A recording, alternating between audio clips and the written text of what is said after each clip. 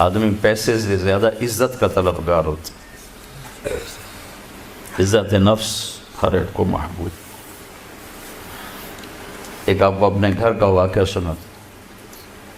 جب یہ ٹریکٹر کا دور نہیں تھا، 59 میں ہمارے والد صاحب سب سے پہلے ٹریکٹر لے کر آئے تھے اس پورے ہمارے علاقے میں. اس سے پہلے بیل ہوتے تھے. عزت نفس پہ یاد آتا کہ عزت نفس مال سے بھی زیادہ محبوب ہوتی.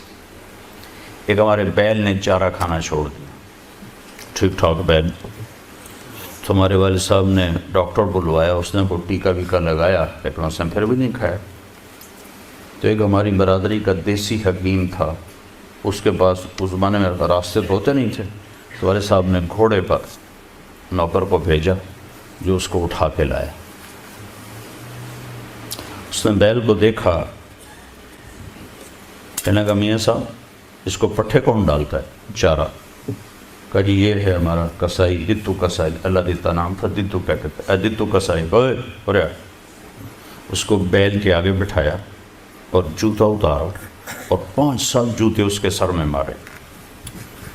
پھر کہنے لگا اب چارہ ڈالو. جب چارہ ڈالا تو وہ بیل کھانے لگا.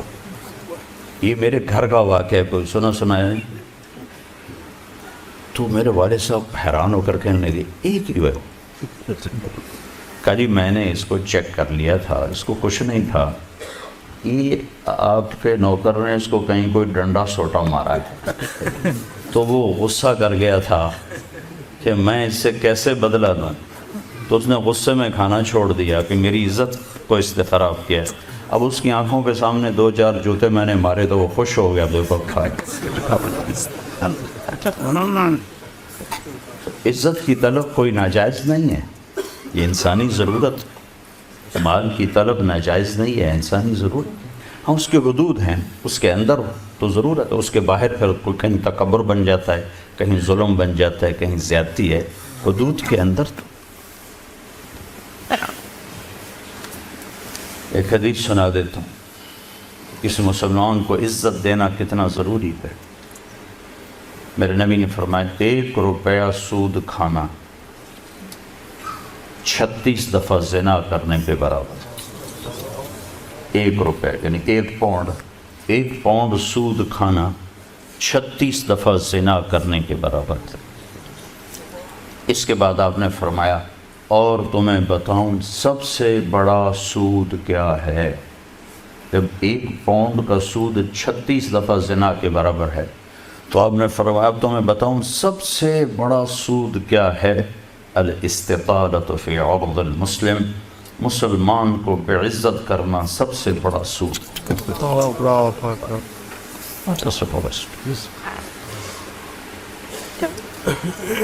تو نوکر آپ کو پروٹوکول دیں گے، خوشی ہوگی، جنت سے بڑھ کے خوشی ہوگی.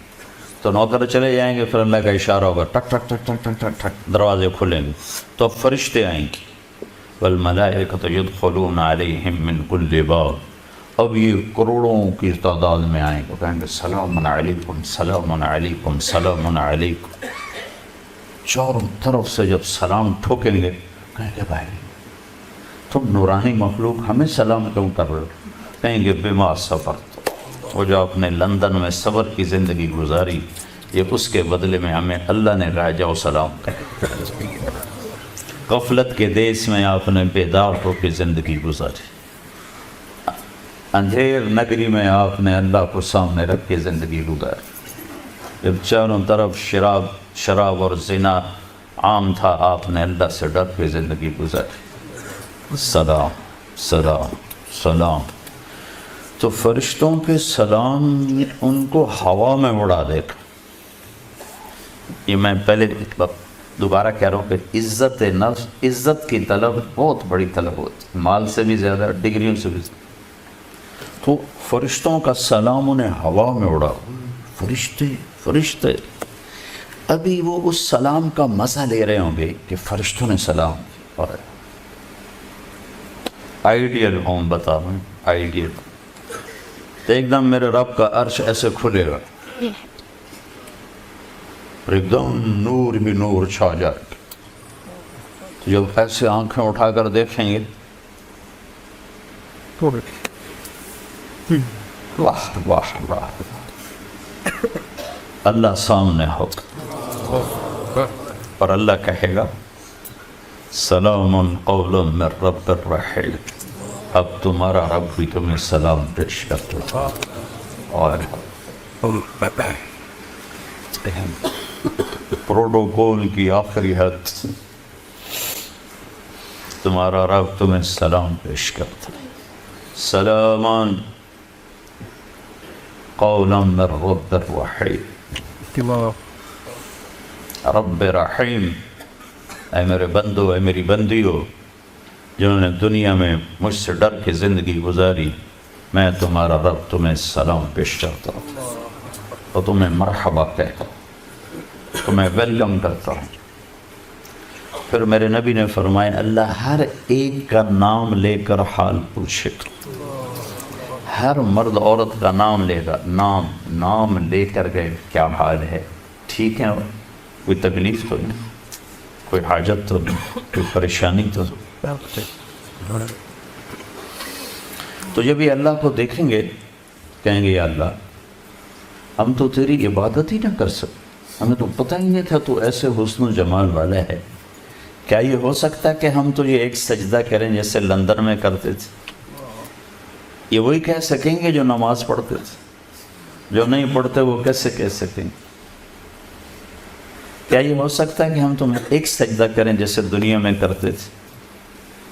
تو اللہ تعالیٰ فرمائیں گے میرے بندو اب پوزیشن بدل چکی ہو، حیثیت بدل چکی، حیثیت، پوزیشن، یا لگو کیسے کہ دنیا میں تم بندے تھے اور میں تمہارا مالک تھا، تم نوکر تھے اور میں مالک تھا، ٹھیک، تم ایمپلائی تھے، تمہاری زبان، تم میرے ملازم تھے اور میں تمہارا مالک تھا، تو تمہارے ذمے میری مانگ کے چلنا، میری عبادت کرنا، نمازیں پڑھنا، روزے رکھنا تمہارے ذمے تھا۔ اب جنت میں آ کے حیثیت بدل گئی ہے، اب تم مہمان ہو اور میں تمہارا میزبان ہوں۔ کیا ہوسٹ کہتے ہیں میزبان کو؟ تو اب تم میرے لیے مہمان ہو، میں تمہارا ہوسٹ ہوں، اور مہمان کو تکلیف نہیں دی جاتی، مہمان کو بٹھا کے کھلایا جاتا ہے، جاؤ کلو واشربو، کھاؤ پیو، ہنیئا، ہنیئا کا کیا مطلب ہے؟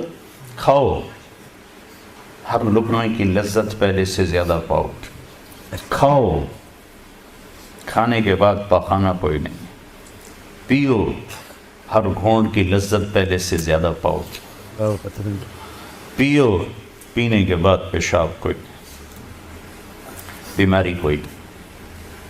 پھر پینے پلانے کی بھی 3 محفلیں قرآن نے بتائیں، کہ یہاں شراب نہ پیو، آپ کے یہاں عام ہے، اس لیے ہر دفعہ میں بتاتا ہوں کہ اللہ کرے آگے والی سوچ دل دماغ پہ چھائی رہے کہ یہاں میرا رب ہر اس چیز سے روکتا ہے جو انسانی وقار کو ختم کرنے والی اور انسانیت پہ داغ، تو یہاں کہتا شراب نہ پیو۔ آگے کیا ہوگا کہ وہاں تمہیں 3 مجلسیں دیکھنے کو ملیں گی، 3، ایک کون سی ہے؟ ان الابرار یشربون من کاس کان مزاجها کافورا، وہاں دیکھو گے نیک بندے بندیاں خود اپنے ہاتھوں سے ڈال کے پی رہے ہوں گے۔ یہ جنت کا سب سے چھوٹا درجہ ہے، کیسے ڈالیں گے پئیں گے، ڈالیں گے پئیں گے۔ ایک درجہ اس سے اوپر ہے VIP، وہاں کیا ہے؟ وَيُسْقَوْنَ فِيهَا كَأْسًا كَانَ مِزَاجُهَا زَنْجَبِيلًا، وہاں ان کو خدام پلا رہے ہوں، سرونٹس، نوکر، فرشتے نوکر ڈال کے پیش کریں اور سامنے حاضر کریں، یہ ریچ، یہ ریچ، یہ ریچ، یہ ریچ۔ ایک VVIPs ہوگا، سب سے اوپر کا درجہ، وہاں کیا ہوگا؟ وہاں ہوگا وَسَقَاهُمْ رَبُّهُمْ شَرَابًا طَهُورًا، اوئے ہوئے ہوئے ہوئے، وہاں اللہ خود پلا رہا، اللہ خود پلا رہا۔